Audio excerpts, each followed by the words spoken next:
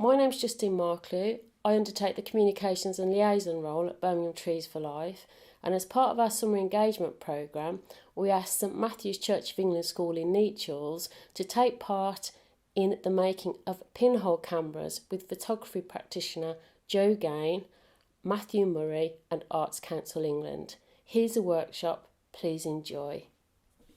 Morning Year 5 and 6, it's lovely to see you all. I've got you on the TV screen in my kitchen, so you're nice and big so I can see you quite well, so hello. What we're going to be doing today is we're going to be building some small cardboard camera devices which are called camera obscuras, which will help you to understand how light travels to project an image. And they're quite magic little things that you can then use to look through to explore the world, which will make the world look quite different, which I'll explain how as we go along. So the devices that we're building, they're, sorry, I'm just fiddling with my technology. They're quite similar to my camera that I use to work with all the time. My camera is from about 1870, so it's really, really old, and it is basically just a wooden box with a lens on one end and a glass screen on the other end that captures the projected image. So you're going to make a cardboard version of this, which will work in exactly the same way, really. Should be quite exciting. So,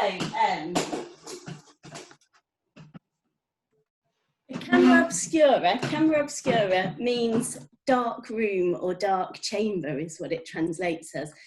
And photography is all about light and dark and ways of capturing light, really. So I'm just going to share my screen to show you how this camera actually works. So hopefully this technology works. So now you should be able to see my PowerPoint on your screens. Can you see that? Does that work okay? Yeah. So on this PowerPoint, you'll see there's an image of a tree and a camera. What do you notice about the image of the tree that's projected inside the camera? Can anyone tell me? It's upside down. It's upside down, did I hear? Yeah. Yeah, wonderful. So that's something that's really exciting about your cameras that you're going to build, is they're going to make you see the world upside down.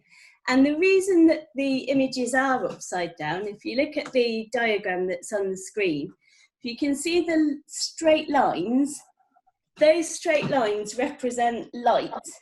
And what makes all photography possible is it's not some massive technological invention, it's just the natural fact that light travels in straight lines. So with photography, a lot of people can get hung up on how many megapixels your camera has and all the kind of digital technology. But actually, it's just the fact that light travels in straight lines allows an image to project, which allows you to make a photograph. So photography is actually a really, really simple thing. It's not reliant on digital cameras or anything like that. And looking at this image of how a camera works on your screen, that's actually how your eyeball works as well, in that light travels in straight lines, it hits the lens in your eyeball and then projects an image onto the back of your retina inside your eye. So the image that's projected into your eye is actually upside down, and then your optic nerve in your brain works to flip it the right way around so you don't feel dizzy when you're walking around. So I think that's enough about how that's actually kind of technologically going to work. We'll get onto the making side of it, which is always the kind of fun bit. So if I just angle my camera down a little bit so you can see my table, hopefully I've got the same things on my table that you've got in front of you. You've got my cardboard box, tracing paper, some scissors, and I'm using school scissors that are the same, hopefully similar to the ones you've got. So we've got the same cutting power, and I've got some tape. So the first thing you're going to need to do is take your cardboard box and fold it up, and then let me just make this camera a little bit higher so you can just see a bit better what I'm up to.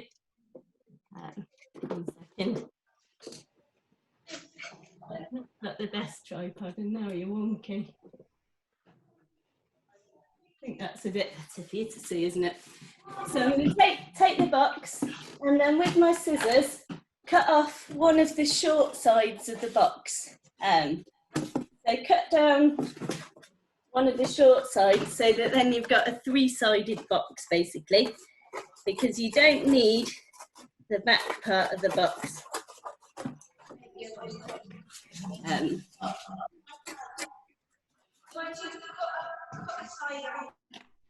So then you'll end up with one spare bit of cardboard at the small side of the box and a kind of three-sided box like this. So I'll give you a second to do that.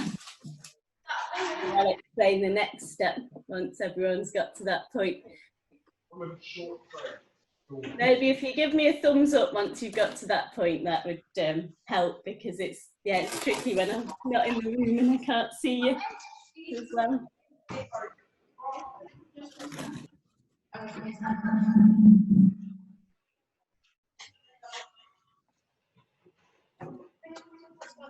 So the next thing you're going to do is in the side opposite where you've cut the side out, the other short side, you're going to find around about the middle point. It doesn't have to be accurate, but just like thereabouts in the middle of your short side of the box. And I want you to very carefully, taking care not to have your fingers behind the box when you poke it, just poke a hole through the box and cut a hole in the middle. And the hole that's in the middle needs to be roughly the same size as your plastic lens. This is where we're going to attach your plastic lens that you'll have in your kit. So this bit is a little bit tricky with school scissors, but it is manageable. I'll do it at the same time as you.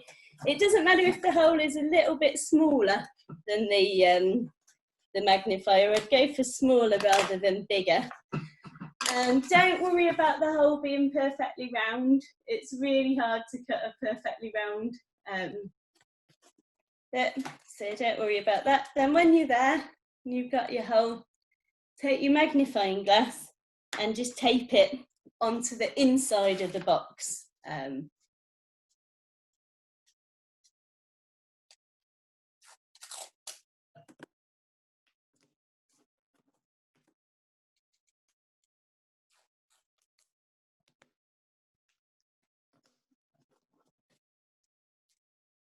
Everyone okay?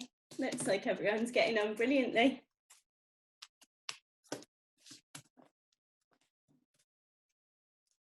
It's quite handy that these magnifying glasses have this stick handle that you can put most of the tape on, because that'll hold it in place quite well. So once everyone's got to this point, we'll move on. I'll leave that there for a second so you can see what you're aiming at.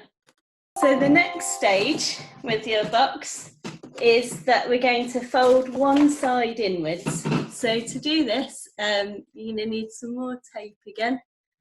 And I'm just going to fold over the top bit, fold over two sides, and then tape that together on top. We're only taping one side because we need to leave one side open to be able to get your screen in a moment. So we'll fold that over and then just tape it, and try and tape it fairly tightly together so it doesn't let too much light in. It doesn't even matter if you let the bits of cardboard overlap slightly, and put your tape all the way along the seam.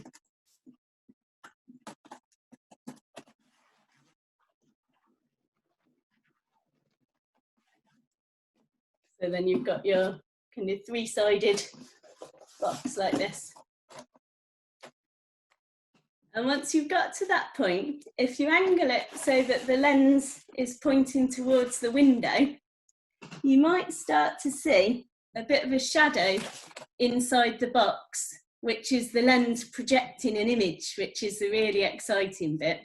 So that's the bit that we're now going to capture using your tracing paper screen.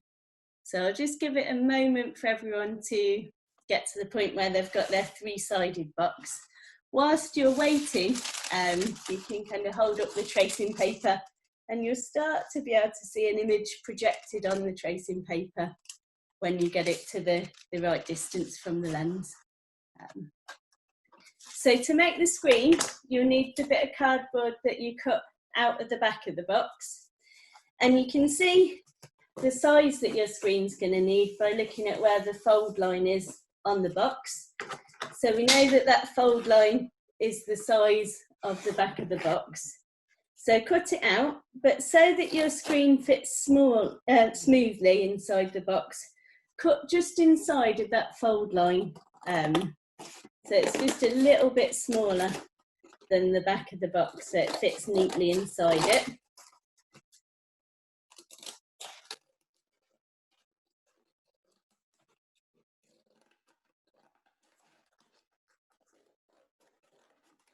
And once you've cut out that square, just take your box and check it's the right size to fit inside fairly smoothly. You don't want it to be bigger because it will then crease up, and you want your screen to be nice and flat when it goes in. So once you've got that to roughly the same size, mine's a little bit too small to be honest, but it doesn't have to be perfectly accurate. That's kind of the fun of these cameras, is that they all have their own quirks. Once you've got that cut, you're then going to make this bit into like a frame really, that's going to hold your bit of tracing paper really flat and kind of sturdy. So to do that, again, it's another bit you're going to have to be really careful with your fingers with. So really carefully poke a hole through the middle of a bit of cardboard and then cut out a frame. So you've got like a picture frame really, made out of cardboard.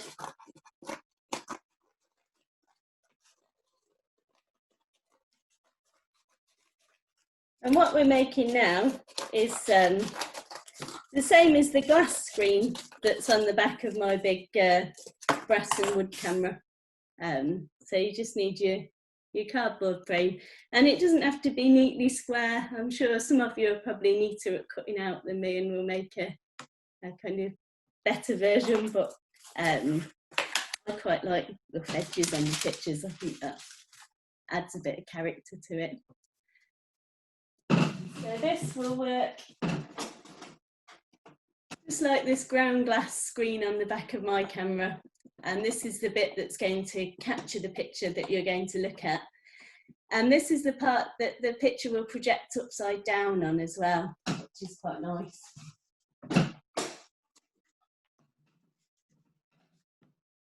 Once everyone's got their frame,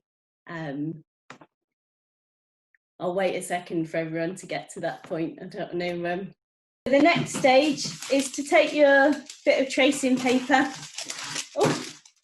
and just smoothly cut it so it's the size of the hole in your frame, or maybe just a little bit bigger than the window in your frame. And then you're going to just tape that onto the frame. Make sure it's smooth when you tape it, else it will distort the picture when it projects. Although sometimes that sort of distortion can look quite nice, really. It can, again, give your picture a bit of character. And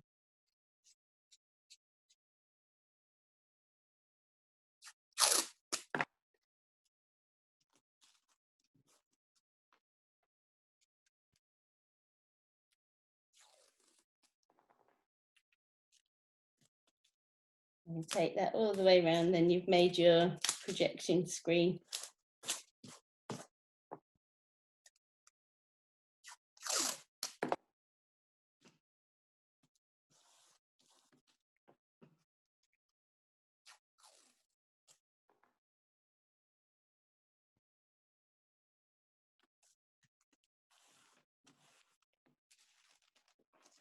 So you'll have something like this. Clear of you. This is the magic bit where you start to get to see your camera working. I saw one or two of you experimenting with this already, which is great. So we've got to put your screen into the box so that it sits opposite the lens, and then figure out which position, what distance from the lens you want your screen to be. Now this will depend a little bit on what you're looking at. With my brass and wood camera here, I'll show you, the screen moves. So if I'm taking a picture of something that's really far away, I'll make the screen further away from the lens.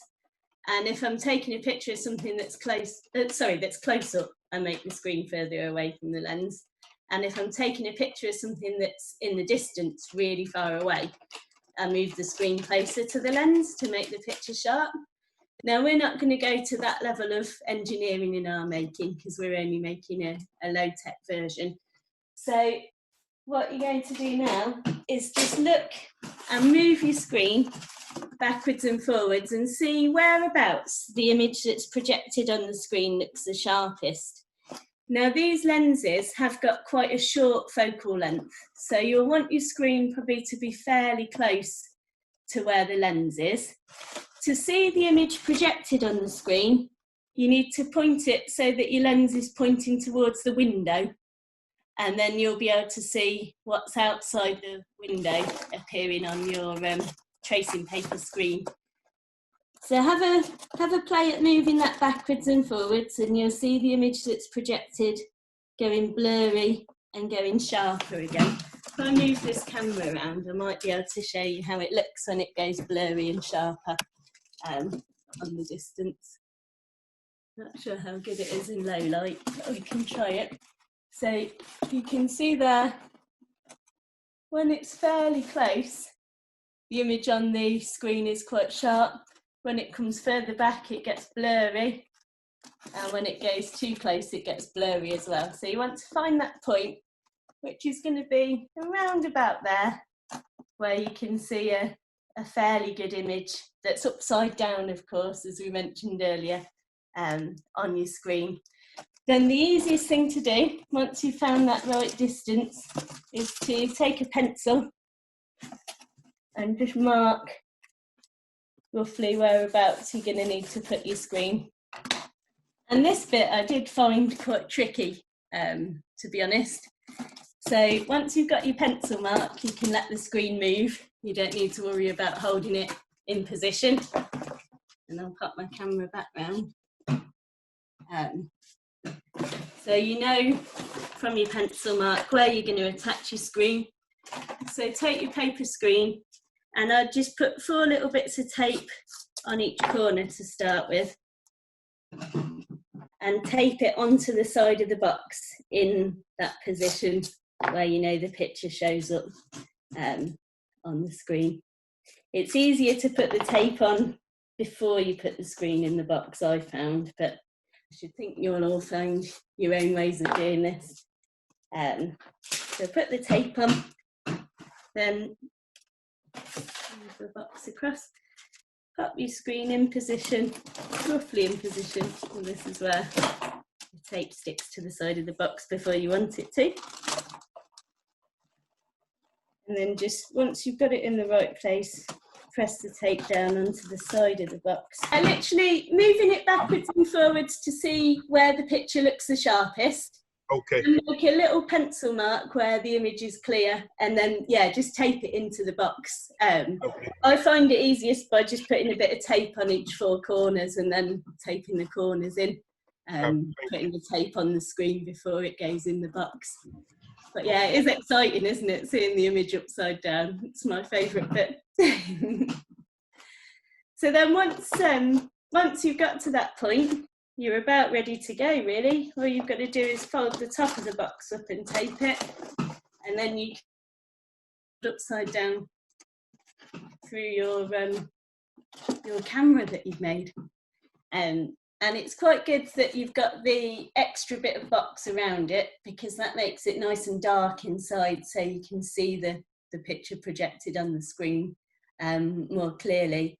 these cameras work the best when you're in a dark space, the screen's in a dark space, but you're looking at something bright. They need quite a lot of contrast, really, is the thing to be able to see a good image. So to look through it, always point your camera at a window or at a light source. One thing my son liked doing with his camera when I was testing this out, he liked watching TV through the camera. He quite enjoyed watching TV upside down with it. So when you take them home, you can play around with that. In Mr. Martin's class, we've got their screens in place. So the last step is just to close down the top of the box and tape up the top of the box once you've got your screen into position.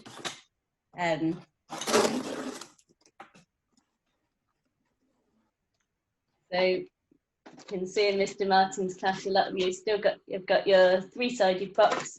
So just close up that side and pop a bit of tape to hold it shut, and that will give you a good shadow then that will make it easier to see the picture on your screen.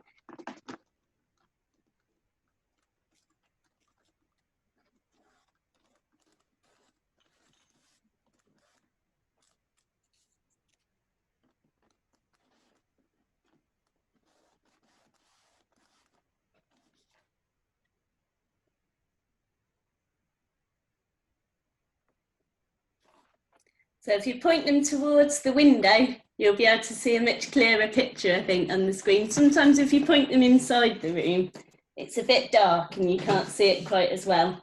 If you point them towards the window, the light will show up much more clearly at what you're looking at. And one thing you can do with these when you're not in school as well, when you get home, is you can then use your mobile phone or your mum and dad's mobile phone and use a digital camera to take pictures of the world upside down through the screen.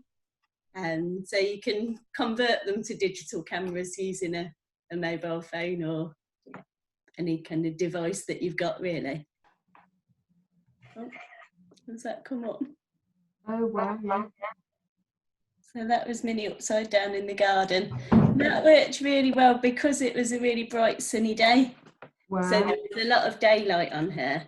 And also, as I was taking the picture to make it even clearer, I put a black cloth over my head, a black dark cloth. So some of you might have seen pictures of photographers working in the Victorian era, kind of historic photographers, where they put a black cloth over their head as they're taking the picture. You can see that image on screen. So the reason that they did that was because it makes the picture much clearer to see on the glass screen with an old style camera. Brilliant.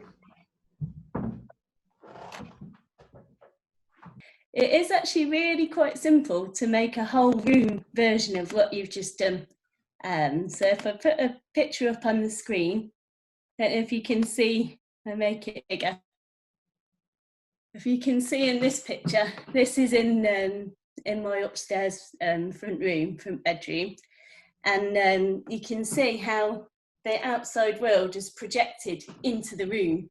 So if you've got a room that's light in colour, it needs to be a kind of white, or my bedroom's light blue in colour, so it needs to be a light colour for the projection to show up.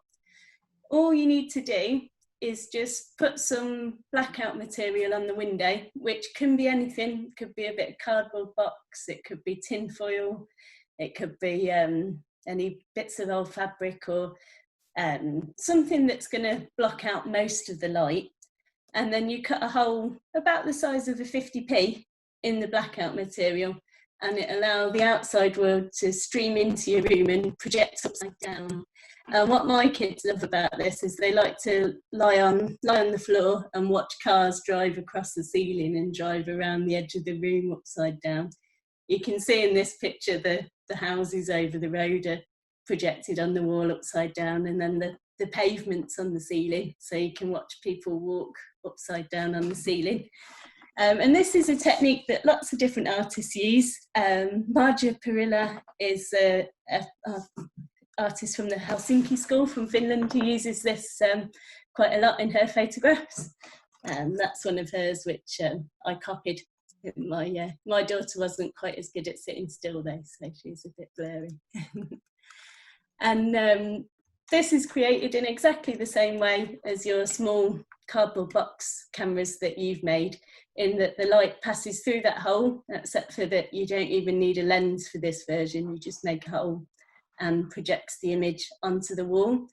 And it was a technique that people used before photography existed for painting. They'd then draw around the shadows and trace around the outlines of things, almost like you might do in art if you're drawing around a projection or tracing an image and flattens three-dimensional things to two-dimensional.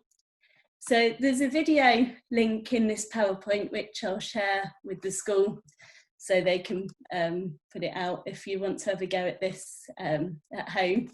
This is a picture of the room taken with a normal camera, with my phone camera. So you can see that when you do this in a room, it is really quite dark.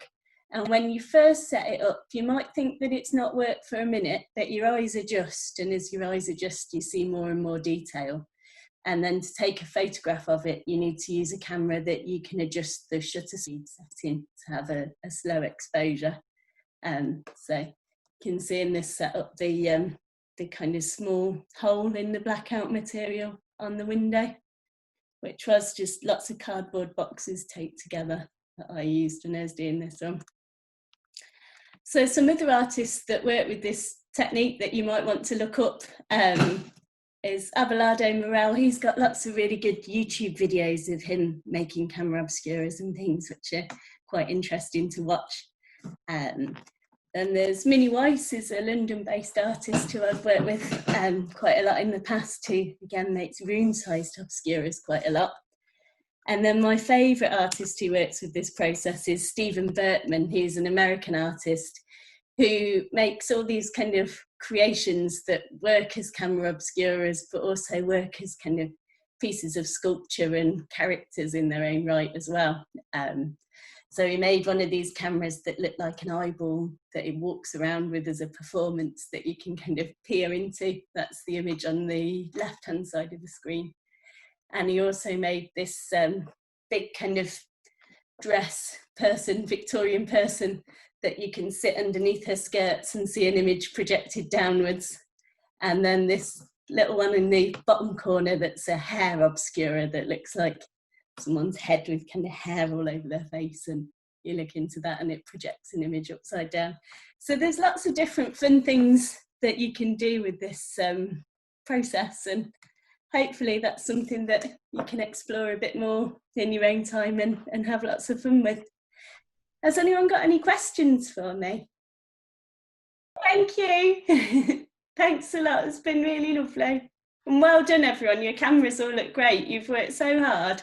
Yeah. Really impressed with what you've made. We've got a couple of questions. Oh, lovely. Yeah, that'd be great. How come it makes you see upside down? So it's upside down because light travels in straight lines.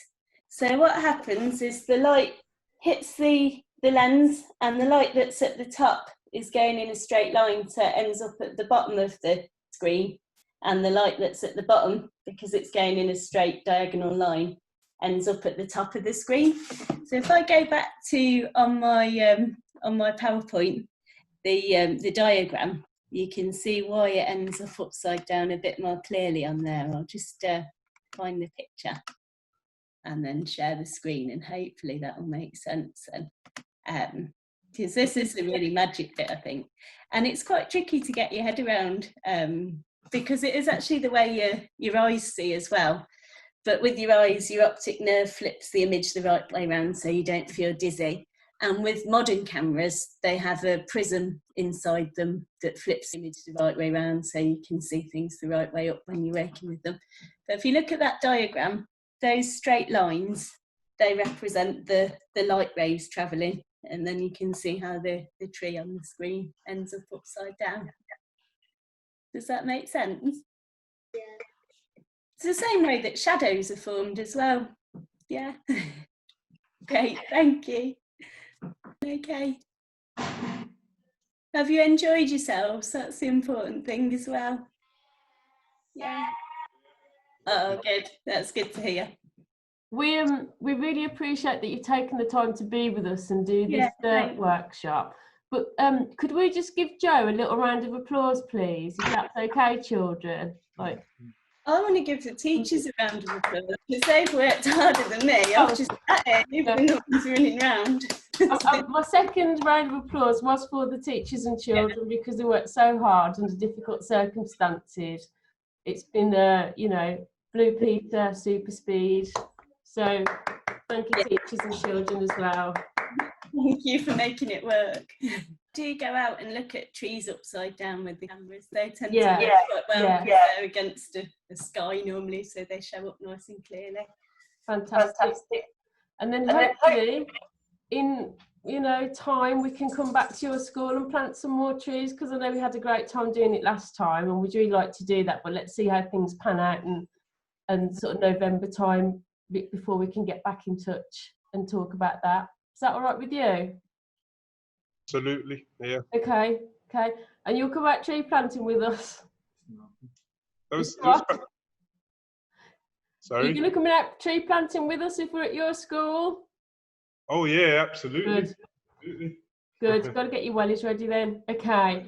Well, enjoy yourselves. Just have a good time with those cameras, and we'll be back in touch if that's all right with you. Thank you so much. It was really, really good. I think I enjoyed myself maybe more than the children. That's all right. We like to share the joy. So feel free to make yourself one as well. Cool. Okay. Thank you. Thank you. Bye. Enjoy the rest of your day. Bye. Thank you. Thanks.